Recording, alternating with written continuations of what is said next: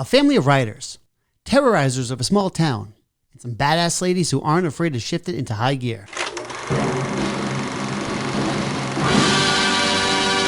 She-Devils on Wheels is a 1968 film helmed by the godfather of gore, Herschel Gordon Lewis, with a budget of about $60,000. Adjusted for inflation, that's over $460,000 today.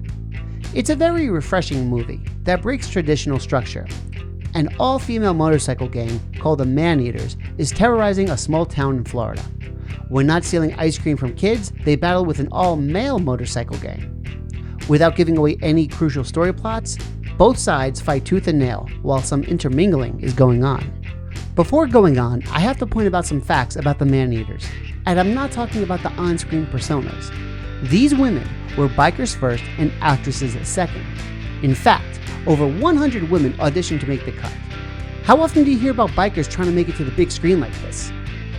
This was important to Corman, as the women were going to try to take center stage as the ones riding the motorcycles and tuning them up.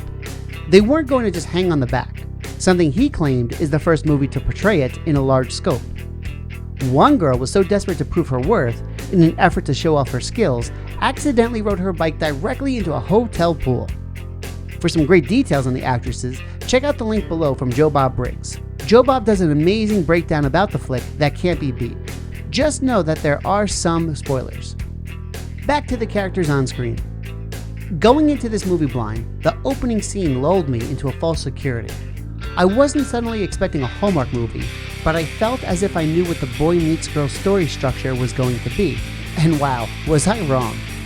It almost felt like a true sisterhood that broke motorcycle stereotypes. And remember, we're talking about a film from over 60 years ago. Some dialogue or interactions were definitely corny, but you have to chalk that up to the charm of a late 60s film. I'm not one for arbitrarily recommending remakes or sequels to properties. There's multiple reasons for this.